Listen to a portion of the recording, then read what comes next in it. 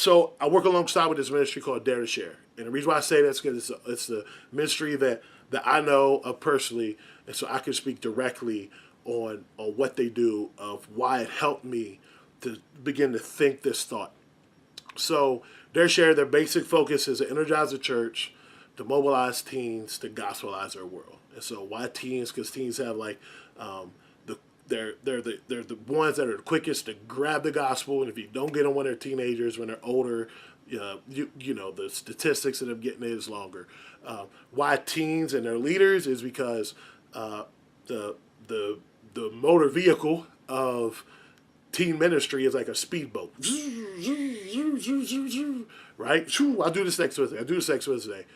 The vehicle of like big church is like a cruise ship. Like I gotta run it past the board, and we got some new people. I don't know if they're ready for it yet, and I don't know. I just are people. I don't think they're. I don't think they're. I don't know if they're ready. Then you're just still back on course. We call it either being gospelized or institutionalized. And so, why teens? That's the reason why. Why youth ministry? Why teen ministry?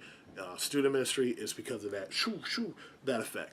And so they did this survey, and it came up with 7 things, as if the gospel message of Christ crucified, buried, resurrected wasn't enough, right? There's 7 things that they found out that all these ministries that are thriving that they have. Intercessory prayer fuels it. If you believe that intercessory prayer, about God, praying to God about people before talking to people about God is important, we have one thing in common.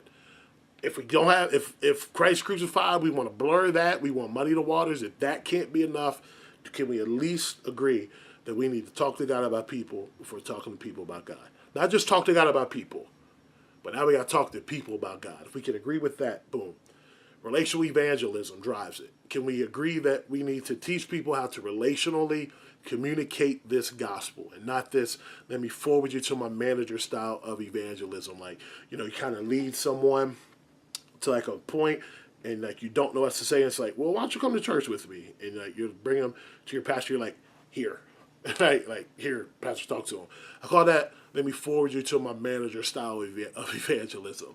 And so we can agree that teaching people how to relationally share the gospel with their friends, their neighbors, their co-workers, classmates, teammates, strangers, the uttermost parts of the world. If we can agree that like training them to do that is important, that's 2 things.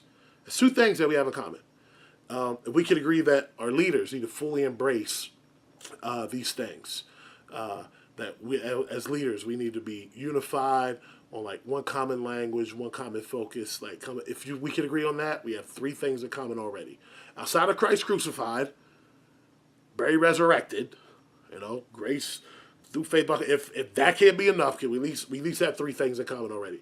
4th, if we can agree that a discipleship multiplication strategy should guide it. That there should be a method of having someone that doesn't believe to now believer to now someone who can communicate the gospel, if they can duplicate the process in others.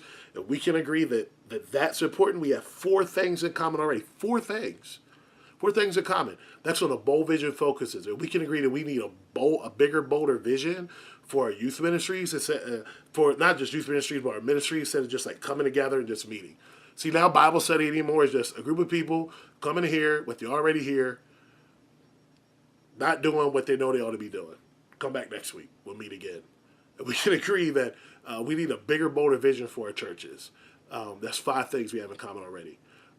Biblical outcomes, measure it. If we can agree that with biblical outcomes, besides budget and butts in the seats, that there's like baptisms, there's new conversion growth, there's disciples being multiplied, and we can agree that those things are important as well. The 6 things already we have in common.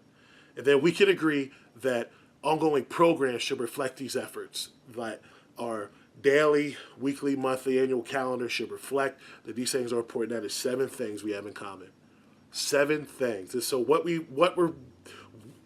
I've seen traditionally is that the church will bypass all 7 things and look at your fog lights. I mean, look at your lights. So bypass all these things and look at your stage design. Bypass all these things and just look at these just amoral things. It just, no, we can't work. No, no, no, no, no, no, no. We're in the eye, there, and ear. We're in the eye, there, and ear. But they're part of the body. They're part of the body that is speaking the cause of Christ, that is speaking the gospel message. They're part of the body. Their way of doing it is different from yours. I get it. But they're part of the body. They're part of the body. They're part of the focus. And we can't reject them. We can't reject that because they're not like us. They don't do it like us. Thank God that they don't do it like us. That we're not all alike, and that we're unique. Had these different personalities and different ways of doing things. Thank God for that.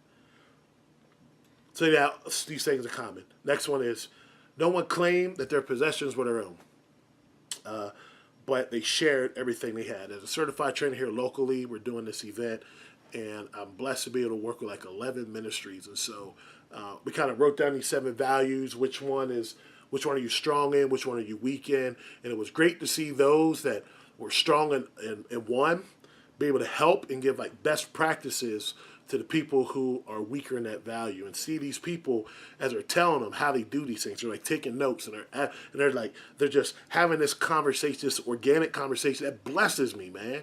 To see that a church that is strong in one thing is willing to help and share and give resources to another church outside their denomination, that their ear is willing to talk to a nose and help the nose out, that the eye is helping the foot, like that blesses me, man. That they're finding these things and they're saying, these aren't even my own, but I'm willing to share these things with you. That blesses me. Next one says, with great power the apostles continued to testify the resurrection of the Lord Jesus. They keeping the main thing the main thing. Keep the fog machine, the lights, it ain't even the main thing. It's a thing, it ain't even the main thing. The main thing is that gospel message. If we can find a church that is about that gospel message, man, they're like-minded. For me, they're like-minded. So yeah, we can chop it up. We can begin to grind. That's a focal point. That's a point we can agree with, and let's start from there. It says, and God's grace was so powerfully at work in them that there were no needy persons among them. What I love is that God's grace levels the playing ground. It levels it out. There's no male, female, Jew, Gentile. It just levels it, man. It levels the playing ground. And so if the church thinks that they're the best ones, man, they missed it. They absolutely missed it. I personally believe that the church is the answer for the problems in our community. That we have the answer. We have the answer. And so, what about drug addiction? Man, the grace of God. The message of salvation is grace through faith. You know, they accept that message. If they still have this habit and they're struggling through this habit, man, but they're clinging on to the message that I'm saved by grace through faith alone, and through this, man, God's going to iron this out and work this out in my life. Man, we keep it there. That's the answer. That's the answer for the problems in our community. We keep the main thing the main thing. We get caught up on convictions, and we make our convictions and we place them to be other people's sins. And we're like, because you have this, because you do this, man, we can't. It ain't even a sin. It's just a conviction. Because that thing, we ain't even working with. See how immature that is? It's immature. I mean, God has called us for something greater than that. Problem is that when we begin to have all these convictions, these numerous convictions that everyone has to abide to, we paint our own selves in a corner, because the moment that we don't match up to our own convictions, now we have an excuse for it. But it's not an excuse for you, it's a sin for you. It's just an excuse for me. We box ourselves in our own corners, and that's why people are laughing at the church, not keeping the main thing the main thing. They got all these other things that are just attaching chains to people on, and they're missing it, and they're missing it.